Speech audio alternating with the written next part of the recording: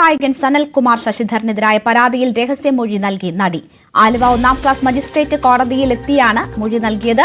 Facebook വഴി അപമാനിച്ചു എന്നായിരുന്നു നടിയുടെ പരാതി. വിവരങ്ങളുമായി നവമി ദിനേശ് ചേരുന്നു. നവമി, നടി രഹസ്യമൊഴി നൽകിയിരിക്കുകയാണ്. എന്തൊക്കെയാണ് നമുക്ക് ലഭ്യമാകുന്ന വിവരങ്ങൾ ഇതുമായി ബന്ധപ്പെട്ട്? രേണുക, അല്പസമയം മുമ്പായിരുന്നു നടി ആലുവ 1-ാം ക്ലാസ് മജിസ്ട്രേറ്റ് കോടതിയിലെത്തി രഹസ്യമൊഴി നൽകിയത്. ഈ സനൽകുമാർ ശശിധരൻ, സംവിധായകൻ സനൽകുമാർ ശശിധരൻ പിന്നാലെ നടന്ന് സമൂഹ മാധ്യമങ്ങളിലൂടെ ശല്യം ചെയ്യുന്നു എന്ന പരാതിയായിരുന്നു നടി നൽകിയത്. ഇതിനെ തുടർന്നാണ് പോലീസ് കേസെടുത്തിരിക്കുന്നത്. ഈ കേസെടുത്തതിനെ തുടർന്നാണ് ഇപ്പോൾ നടി രഹസ്യമൊഴി രേഖപ്പെടുത്തിയിരിക്കുന്നത്.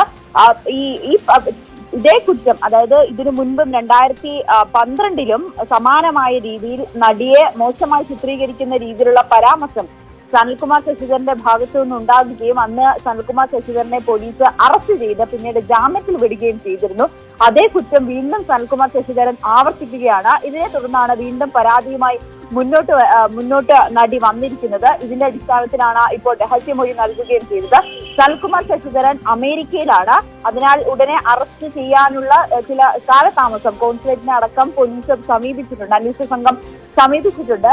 സനൽകുമാർ ശശിധരനെ കേരളത്തിൽ എത്തിച്ചാൽ മാത്രമേ അറസ്റ്റ് അടക്കമുള്ള കാര്യങ്ങളിലേക്ക് അന്വേഷണ സംഘത്തിന് കടക്കാൻ കഴിയുകയുള്ളൂ. ഈ മോശം പരാമർശം നടത്തി കേസെടുത്തതിന് പിന്നാലെ വീണ്ടും നടിക്കെതിരെ ആവർത്തിക്കുന്ന ഇത്തരത്തിലുള്ള പരാമർശങ്ങൾ വീണ്ടും സനൽകുമാർ ശശിധരൻ ആവർത്തിക്കുന്ന സാഹചര്യവും ഉണ്ടായിരുന്നു. എന്തായാലും ഇതിനാണ് ഇപ്പോൾ നടി രഹസ്യമൊഴി നൽകിയിരിക്കുന്നത്. ശരി, നവമി ദിനേശാണ് വാർത്തയുടെ വിശദാംശങ്ങൾ നൽകിയത്. എന്തായാലും നടി രഹസ്യമൊഴി നൽകിയിരിക്കുകയാണ്.